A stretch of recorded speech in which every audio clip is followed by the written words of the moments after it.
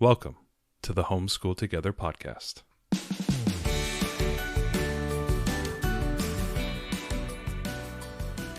Where one working mom and a stay-at-home dad help you navigate the nuts and bolts of the growing and dynamic world of homeschooling. With a focus on early learners, like me. All the ins and outs of building and maintaining your homeschool life. Homeschool. Find out tips and tricks to make things like this easier. I'm reading. And ultimately, enjoy educating your kids. And what's that last thing? Have fun together. Did I do good, Daddy? Yeah, you did, sweetie. Good job. Hello and welcome to Homeschool Together. Thanks so much for joining us. If you have a chance, head down into the show notes. Leave us a wonderful, give us the gift. Give the gift of podcast listeners to podcast hosts, which is a review on iTunes. We appreciate y'all. And we do. And if you want, feel free to connect with us on social media. We're covering our holiday gift guide right in time for the holidays, just in time. We slid right in under the radar. Yeah, we're a little past Hanukkah, so... A little past, yes. But yeah, we've been super busy this year, but we wanted to put together some items for you. These are things that we've gotten for our kids and some ideas we have for them in future years. And it dovetails nicely with the episode we had last week with Danielle Dabbs, talking about all the great games. A lot of those games are really small, great little stocking stuffers. Do you know how hard it was to not pick games for this? Because everywhere I went, I wanted to pick something that was game related. I'm like, no, that's Danielle's area. And we already covered it. We did. So I wanted to... take a look at some other things. You know, we're going to get our kids gifts this year, and it's nice to get something that's also educational. So Here we are, our better late than never holiday gift guide. Fist-sized lump of coal, more like that. So let's start off small, things that go into stockings. Tell me about finger puppets.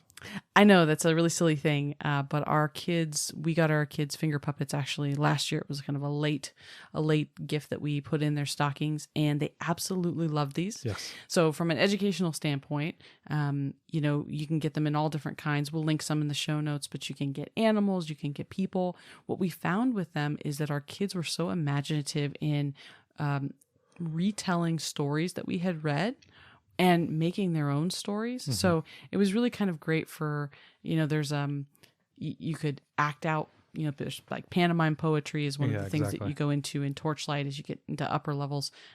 This is like just another way of acting through a story.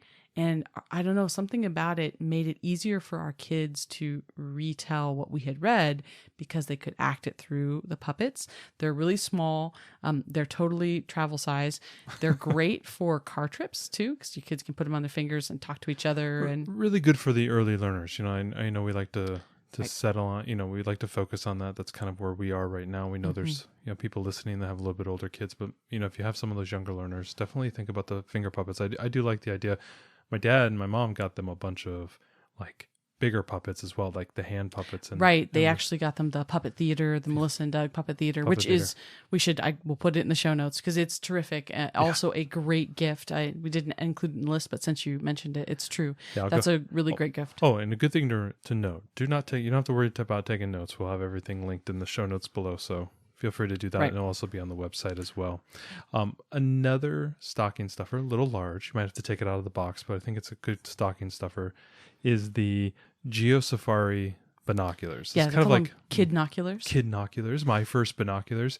This is something I know my father is becoming, as he retires, he is becoming, enamored with birds. And birds has been the big thing. I know he has some really nice high-powered binoculars. Something that I know that we've been talking about is maybe possibly getting the girls some binoculars so they can look at the birds with grandpa and be able to do those type of things. Great little observational tool if you're doing a lot of outdoor stuff, especially if you're doing the Blossom and Root where you're getting outside. If you're doing a lot of the nature studies, things of that nature. Really cool, little toy that you can actually toss into, a go bag, whatever it might be. This is nice. This is for ages 3+. So I really liked how young could use this product, and it's plastic, it'll be more durable. So think about that. All the other binoculars that we have that they've tried to use are too heavy, or they're just not built for their face. The way that this has kind of a guard that goes over their eyes to help it kind of fit in their face better. And it doesn't require them to do any focusing. I think that's one of the big problems when you get somebody like a cheap pair of Bushnell or something like that. I think Bushnell is the brand. If you get kind of a general binoculars, they do have to do the focusing thing, and that can be a little bit difficult for the young ones. Maybe not so much for like a 7 or 8 or 9-year-old, but if you're really thinking about like that 5-6-year-old, they just want to put it up to their face and look. Right. This I think solves that problem. Right. Last year we got the field microscope, and we found that they liked that, but it was a little hard for them at that young. We loved it, and they're just starting to grow into it now. But the binoculars is something we think they're really going to love for all of our nature walks. So you can get this brand or another, but think about some little kid binoculars. That was a really good homeschooling transition, Ariel. Talking about microscopes, we talked about the little field microscope last year, which is like a little pocket thing. It's about $20. We absolutely love it, and it's amazing if you want to bring it out at a party, because everybody is really cool. Well, but our 6-year-old is starting to really get into it right now, and our little one is totally not ready for it. But we were looking at leveling that up to a microscope that can actually connect with your phone. One of the hardest things I think with any type of device where you're looking into something, whether it's a telescope, a microscope, or anything of that sort, it's really hard to get your eye around it. And as somebody who wears glasses like myself, it's very hard to constantly have to be picking up your glasses. It doesn't feel natural. You got to get it super close. Some people have phobias around the eyes, like I do, because I've grown up with 2 children for 6 years, so constantly threatening my eyes. But getting something that can actually pull up to your phone, because a lot of us have phones in our pockets, we have iPads in our homeschooling environment. We found a microscope that allows you to connect to your phone. And so while you're looking at something, it is actually showing you what you're looking at on your phone. Right. And it's nice. This, I think, is a game changer. I think it totally is. It's great because more than one child can see at a time, and you can narrate. The other thing that we found with having our very young kids use the pocket microscope, while it would be really great for an 8, 9, maybe 9, 10-year-old, for the younger kids, they have a hard time keeping their hands steady. Yeah. So it's really hard because I'll find something and say, hey, this is on the microscope. Why don't you come look at it? And I'm trying to hold it for her, but she's trying to get in there and look at it. It's all just really difficult. This actually comes on a stand, so you can stand it there and put something, in its path, and then have your phone for everyone to see. It allows you to light, the stage in essence of what you're looking at. It has some nice magnification, but I really love the wireless connection to your phone. That is, I think, is the best. I know with my phone, I have a case on my phone that has a kickstand, so it's perfect for me to just kind of set, and then you'd be able to connect to it. I'm really looking forward to this. I think this is going to be kind of that fun, educational, where you can actually lecture to what they're seeing as opposed to trying to describe something that they're looking through an eyepiece. I think it's a nice difference. It's a nice change. And I think people would really enjoy it. Yeah, I think this is great too. They have microscopes with big screens. You can get them. They're over $100. Yeah. This one you can get anywhere from $30 to $40. So it's really nice affordable. Ground, yeah, I think it's really affordable. It's great, easy to take on the go, as it's not a large thing, and you could take it out into the field and use it. So absolutely, the microscope, the wireless digital microscope. So again, links will be in the show notes below.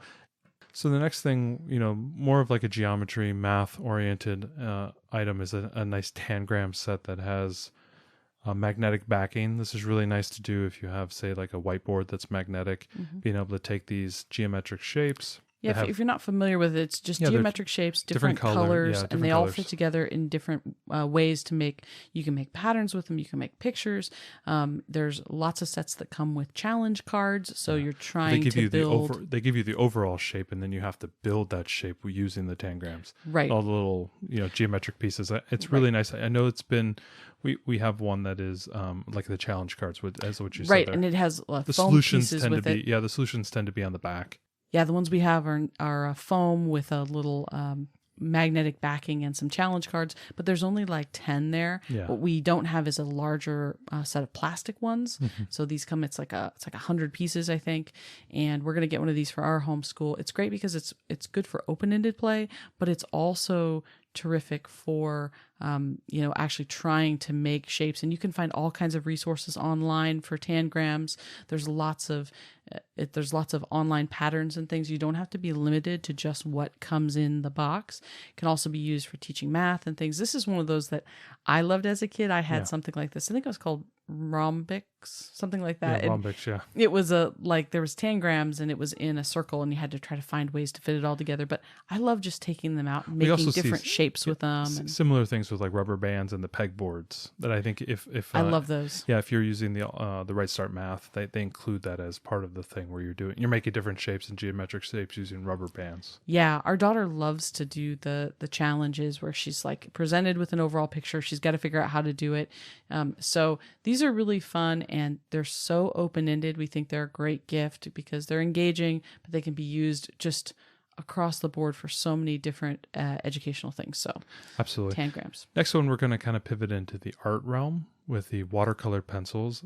I know art is something that's important that I do with my daughters. I really love doing art. It's, a nice little centerpiece for us. It's a nice break from doing the math and the reading and reading all the books and doing all this stuff. It's a really cool thing that we can sit around and do at the table, whether it's markers or crayons or, challenge drawings, trying to mimic what we see on doing a Google image search. I like to search up fantasy stuff. Sometimes I search like cartoon characters. I know my 6-year-old is now starting to mimic those type of things. I'm doing letter cards for my 2.5-year-old. So it's a really cool thing that we do a lot of artwork. Here is something that I have really begun to enjoy is the watercolored pencils. These are basically they look like colored pencils. They function like colored pencils. They're no different than colored pencils from the aesthetic point of view.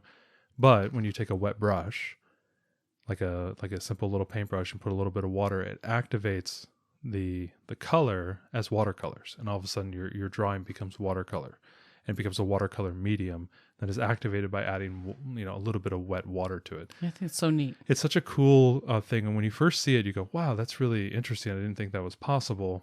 And then the pictures that you can create are amazing, which allows you to do a drawing with your kid and then allows them to turn that into like an abstract watercolor painting.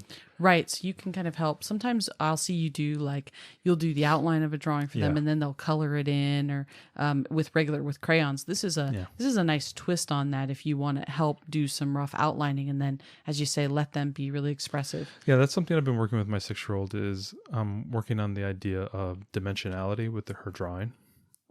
Using reference points. So I've been teaching her basically, one of the best ways that I've learned how to draw is actually copying what other people do. And one of the ways that I do that is I use reference and dimension. So, I'll use my thumb or my pencil tip as a way to get the proportion, like say the distance between the eyes or the nose to the mouth. It's a cheap way for me to take a small drawing or a large drawing and make it into something smaller or larger. And I use that as a way to do that. And for my daughter, I'm starting to use these reference points in order for her to get the dimensionality. Because a lot of times when you start drawing, you'll make the head one size and then the body will be a different size. Right. The arms will be all gangly and you'll look like a horror picture. But if you can start to set the reference points, like are the arm ends here from basically looking at that image to here. Anyway, I'm able to set these points. But if I color it in with a little bit of watercolor and I do the outline drawing, then my daughter can actually go ahead and then make the painting from that. And I think it gives her a lot of confidence. She enjoys doing that. So this is just a cheap, I think you can get watercolor pencils for anywhere between $8 to $12, something very simple. It's a great little stocking stuffer, great little art add to your caddy. Because a lot of times, you get those like cheap Crayola watercolor trays. They have like 9 different colors. Yeah. And what's the first thing that happens? All the colors mix. Right. It's the worst. It drives me crazy because they're all brown. Yes. Every color is brown. You're like, I swear that's green. It looks like green, but I keep getting brown. Yeah. I don't know what's going on. And so that drives me nuts because a lot of times I like to color with them. And, once you sully it, it's hard to, as much as you try to clean it out, it's really, really hard to get the color back. So I see this as an alternative, especially when you're trying to get them to draw, color with the pencils, and then you can add in the paint as an element. It's a good way to teach different mediums. I think it's a good way to get out of the anxiety of mixing colors. That's always been a big thing for me. I always have issues with that. So anyway, watercolor pencils, nice little big thing there. Nice little thing to recommend there. Next is the Leapfrog Globe, and this is something we have been using in our homeschool for the Around the World study. We're doing the Torchlight and Build Your Library combination. Follow us on YouTube and see all of our silly little vlog videos that we put out. But we have been using this Leapfrog Globe. This is a touch-sensitive globe. With a pen. Yeah, with magic. a pen, It's basically. a pen. Ariel, to some people, it is magic. To our daughters, it's magic. To our daughters, magic. So basically what it is you have the ability to select a bunch of different modes, whether it's a quiz mode, there's like a free mode where you can just touch on the globe. Yeah, they'll do like games, countries, animals, cities, flags, cities, major monuments. And so basically when you touch an area on the globe, let's say a country like, say, Brazil, if you're in the free mode, if you touch Brazil, the game, the globe knows that you've touched Brazil, some capacitive sensing element there. And it says, okay, great. And on the little LCD screen, it begins to play a video teaching your learner about Brazil. And these are National Geographic type videos. I mean, they're really I think good. it's BBC-ish Maybe it's type BBC. of thing. Yeah, they're really good. They're very short. very short. Even our 2-year-old likes to just sit and touch different places and see what videos come up. And the videos are about animals or about the country. There are extra packs and things you can download that you can do more. And there's lots of really neat quiz games that our 6-year-old is just a little bit too young. So I think this would be great for, we got it when she was 5. I think it'll probably be good for maybe 5 to 8, 5 to 9, because some of the quizzes, I think it's still going to be several years before she's going to be able to play these. But it's kind of it's a cool, like, something that will grow with her, I think. Where in the World's Carmen San Diego type of, it has that vibe. Yeah, it absolutely has that vibe. There's lots of like, in a country that has this famous monument, where's this? And you have to guess around. And I like the pen touching the globe. It's really interactive and fun. So these are about $75 right now. You can usually find them on sale. So you can keep your eye out, especially when they, half price toys and things at Target. Battery life is a little medium on this. You may want to get yourself a nice pack of lithium rechargeable AA batteries and put them on the wall.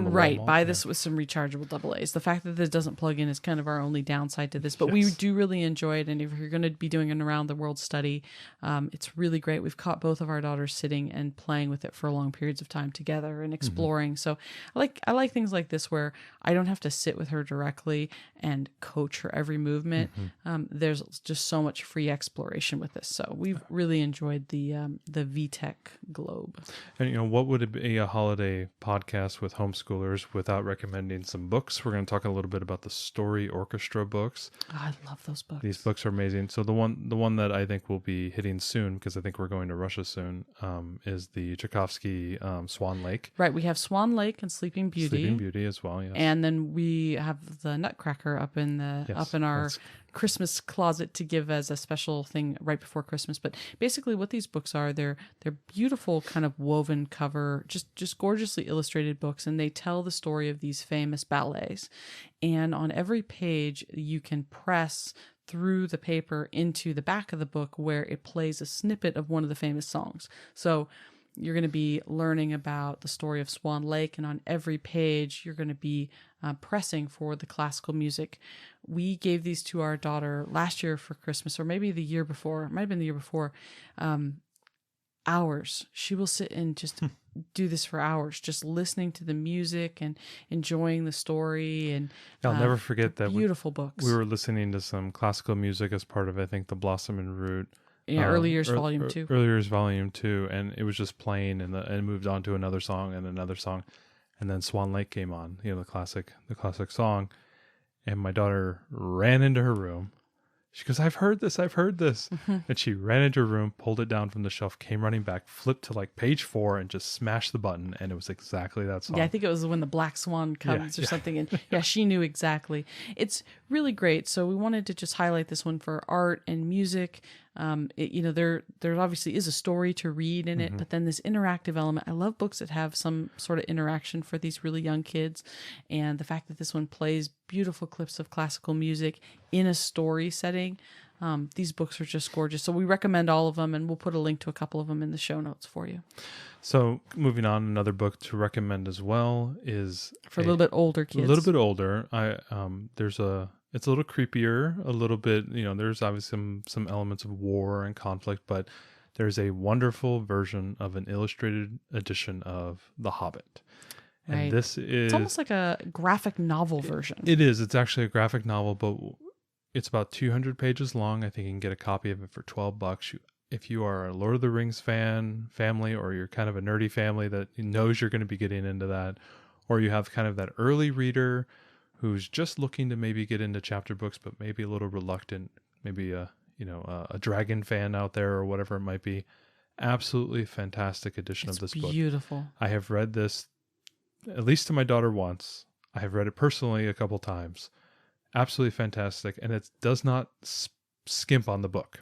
It actually, I think, hits beat for beat. I think it's mostly all of the. I think it's all of the dialogue, all the dialogue, and some of and quite a bit of the description is in these panels. And it's beautiful artwork, and it's very dense. I mean, to read it to my daughter, I think I was reading like 4 or 5 pages a day. Like, you'll spend a lot of time on every page because there's just so much text built into it. But the drawings are absolutely gorgeous. You could spend hours just flipping through it, and it really brings to life the story. Obviously, we have Peter Jackson's version of the movies, a little bit of adult, probably not something for children. A lot of violence, a lot of decapitations. I remember from that one, and a little he deviated, heavily from it. And there's some stylistic issues that some people have. It definitely wasn't Lord of the Rings version of The Hobbit. It was more of a video game version of The Hobbit, but let's not digress here. This is a wonderful visual adaptation of that book, and I think it brings all the visual characteristics out, and I think it's a great springboard for any reader who may want to then pick up the actual book and read it. And we all know The Hobbit is very much a, middle grade book level, maybe a little bit more. And it's a great way to kind of level up that reader who might be struggling just a tad bit. Yeah, I think it's a beautiful edition, and if anybody's a fan, it belongs in your library.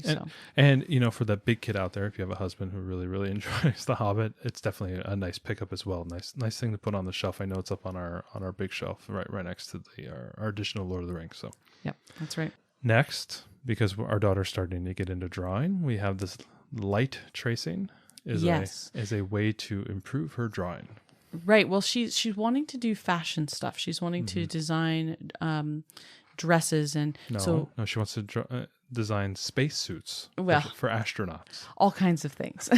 So we got her a light tracing board, and it's just really great for kids. You don't have to use special tracing paper. You can use just regular paper because the light's strong enough, as long as the thing you're tracing the paper's not too heavy. It works really well. And this is just a way, initially to help build her confidence in the strokes and things when she's trying to, draw a dress or a spacesuit or an animal or whatever it is. We have lots of books that show you how to draw, and it's just difficult for her to get the hand motions and things of sketching. So this is just a great way to help build her confidence with that. She can also make flip books and things as she gets older, and just make small movements of people or animals. So really affordable. We got a Crayola light tracing pad. Yeah, it's currently under the tree right now. I was talking a little bit earlier about the using anchors to do dimensional work. This is a great way to kind of bridge that gap between doing the anchor work for your dimensions of what you're drawing and versus just copying what you're doing. So it's a great way to kind of bridge that gap. I think she's going to have a lot of fun doing this. I really hope so, because I want to draw more with her. I want art to be a bigger thing with her, and it's something that I'm somewhat passionate about. But I really enjoy it, and I'm trying to get those things available for her to kind of build up that confidence. So a light tracing kit, I think, is a nice addition. Yep, you can get one for about $25, and we'll put a link in the show notes to the one that we got. Next, the Vtech Marble Run. Ariel, your love of marble runs. I have a thing about marble runs, y'all. She does. Oh, he's laughing. Okay. I just need to set this up a little bit. I got a YouTube video that I'm going to put in the show notes. I'm going to show you after the thing about a marble run that I. All right. saw I on love YouTube. like marble runs and Rube Goldberg setups, and I love all that kind of stuff. When I was a kid, there was that one toy that your friend had that you wanted so bad. You coveted this toy, right? It was like the one toy you could you never got for whatever reason. The Dino Rider T-Rex. Okay, so that was yours. Mine was my friend had an amazing marble run. It was like a huge plastic thing. We would spend hours playing it. We would put all the pieces together and then we'd set it all up and watch the marbles run through the different maze and come out the bottom. It wasn't like I didn't have tons of toys, but this is the toy that I always wanted to play with when I went to her house. And so I have had it on the list for years to get our kids a marble run when they were old enough. Now, not all marble runs are created equal. There's many different kinds. Obviously, if you have an older student, if you have a kid 8+, you need to be looking into Gravitrax by Ravensburger. It's just amazing. And that is what we will get our child when she's older because mommy wants to play with it. But for those who are younger, there's lots of different plastic sets out there. A lot of them are really cheap and they don't fit together very well. There are some different ones you can look at. There's one that connects to Picasso tiles if you have those, kind of like magnet tiles. And there's a few different types. We chose the Vtec Marble Run. And one of the reasons that I did was because it doesn't really use marbles. It uses slightly larger balls, which are going to be safer since we have a younger child. And it has, for the size set, it does have a lot of really cool doodads. It's got like a Ferris wheel and like a tornado or I don't know, a cyclone thing that goes down. It's completely open for your kid to explore and to make it however they want to. I love this kind of thing for the experimentation, right? This is one of those toys where it's so okay to fail because all of it is just trying. You're trying to make something and then you're testing it. It's all just this like make and test, which as engineers is what we do constantly. So I love that idea, and this has got really great reviews. So we went for the Vtec Marble Run with all the fun bells and whistles. I think it's a great toy if your kids are into STEM.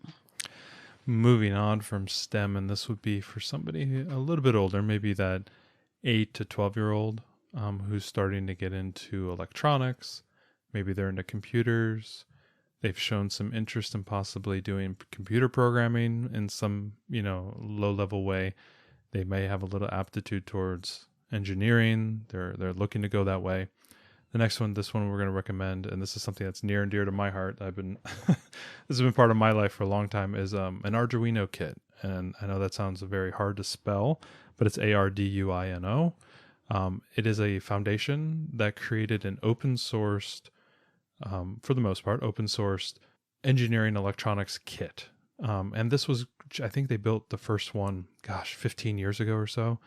And basically they use a microcontroller that's on the board, and there are some headers that allow you to connect things like LEDs, wires, motors, sensors, things of that nature. And they have free software that you can install on your computer and very simple programming language for you to be able to program that device using a lot of great examples and a ton of schematics and a ton of walkthroughs and a ton of how-tos. Build electronic circuits that do cool things, whatever that's like, an LED flashes when I wave my hand over something, or if I put my finger on a temperature sensor, it begins to turn the fan to cool me off. Whatever it might be, there are millions of examples. And this is a great, I think, introduction into what's known as the Makerspace. There's a whole massive community of people out there that range from electronics to artists to builders, whatever it might be. The maker community is enormous out there, and it's all this wonderful hobby, electronics, professionals, amateurs that are all trying to build things that do things. And it's a wonderful synergy of art and electronics and technology and engineering and science. And I think this is a great, kind of introduction to, say, the electrical engineering world, the software coding world. This is something that I actually spend a lot of time at my 2 companies ago, back when I used to work, building knockoff kits that fit this platform's hardware. And there's tons and tons. It is so open-ended from this kit. It's mind-boggling where your learner can go from this. But this is a great starting point. I think the kit, you can get a book with some electrical components and the kit with the USB connector that goes to the computer. The software is free to download on their website, and I'll make sure to provide all the links. This is a great introduction to any young learner who wants to get into software programming or into robotics or into, programming of microcontrollers. That is a huge facet of everything we have. So for example, inside your cell phone that you're probably listening to this podcast on, there are dozens and dozens and dozens of microcontrollers in there that have been coded using various languages that perform, innumerable actions. This is a very small example of one of those things. I believe they use the Atmel chip. I think it's a 16-bit chip. None of that matters. It is a wonderful platform and a great learning platform for any young learner. I cannot recommend this high enough for any young learner who's looking to get into electrical engineering, any type of engineering, robotics, even if they're interested in sensing things. There's so many examples out on the web on how to use this kit. It's mind-boggling. So that is my little stump speech for Arduino. I cannot recommend this highly enough. If you have a young learner who wants to get into this world, it is such a powerful tool. It is free. The software is free. The examples are free. They're only limited by their imagination. So I can't say. There you go. That's my stump speech for it. So if you've got a kid who might be into coding, into robots, but they are younger, you can look into what we've gotten for our daughter for Christmas. They use it exclusively in her robot and coding class at our parent partnership. And mind you, she is 6. She is 6. They're doing this at 6 years old. Yeah, this is a K through 2 class. So it's the Wonder Lab Dash and Dot robot. Should I tell them the dog money Wonder story? Pack. No, they don't want to hear about dog money. No. So both my girls love dog money. Yes, Matt was playing with a little bit of investing with them, and I taught them about investment and losses. Right. It was very educational. Yes. So there were some losses, so we decided to get it for Christmas because the investment didn't pan out. No, so it actually did. We'll talk about that later. Anyways, so this is a really cool little robot. It's the Dash robot is a kind of it's like 3 balls and then a ball for the head. Yeah, if you could imagine 3 like kind of baseballs put together. Right. And so it has lots of cool features. You basically have a free app for the kids in the class all have iPads, or I think they all have Android tablets. And this is a free app that goes with it. You can drive him around. You can works on both Apple and Android. Right. You can make his head move. You can change the light of his eye type thing. You can have him make sounds. You can do all kinds of different things. And then the Dot robot's just a little head, and it's on a little stand. And the two of them can interact together in a variety of ways. So you can run Dash all the way around, and he has different things that attach to him. So like we have a little bulldozer attachment. So the kids were all collecting Duplos into a square. Yeah, they were driving it with the iPad. Right, yeah. Right. He has a little catapult thing that he can throw things at Dot. He's got a xylophone. You can have him play tunes. There's all kinds of things that you can do with him. One of the cool things is that there are several different apps with Dash. There's one to, of course, make him move and do all these things, but then there's others that show you the building blocks of programming. So the programming is done in little, just like touch and move the blocks into place, and you can have him drive forward and then turn right and then, change the color of this, and you can do some amazingly complex programming with this. In essence, they're creating little scripts that you're installing into the robot, and then they execute those. We've talked about Codables before, which is a really fun app that our daughter has been using. And we've used the Codapillar as well. Right. We have a little Codapillar. Maybe we'll put that link in the show notes too, that our kids have been playing with. And those are kind of more basic. What I like about this, and this is this is her big gift this year. So this is a more expensive one. I think these are she earned it. About $150 or so. She earned it. Yeah, she worked hard for that investment. So this is a bigger thing, but what I really like is that you can do the programming and then see it actually come to life in front of you, rather than just doing it on a game. It's one thing to say, oh, here's how you send your little Codables creature through its maze on the iPad. It's another to do it in real life with a robot you can control. So this is a really terrific. I would have gone gaga for this when I was a kid if they had something like this. Yeah. It's really neat. The possibilities are endless. We actually bought a version of this and wanted to test it out because it had been used, and we're sitting on the floor of our our bedroom late at night so the kids won't hear us. I'm just like, I was with it for like an hour. I could not stop playing with this thing. It was so interesting and interactive and did so many different things. So if you have kids that are interested in STEM, interested in robots and coding and that kind of thing, and you've got first grade kids, consider the Dash and Dot robot, because we really, all the kids in our class love it, and we're really looking forward to having it at home so that we can do more coding and take it even further. So absolutely. So that wraps up our holiday gift guide. Hopefully you got a couple of good ideas. Hopefully the supply chain doesn't crunch you here at the end, and you've been good like us. We got all of our shopping done early in November. I like how you use the word we. You got all your shopping done before Halloween. So yeah, we hope this is helpful. These are just a few things that are on our list this year that we got for our kid, and a few things we saw that we thought you might all like to help in your homeschools. Absolutely. Happy holidays. Thanks so much for joining us today and making us a part of your homeschool journey. Please engage with us on social media. Join our Homeschool Together podcast group on Facebook and find us at Homeschool Together Podcast on Instagram. We'd love to hear your feedback, questions, and recommendations. Until next time. Happy homeschooling!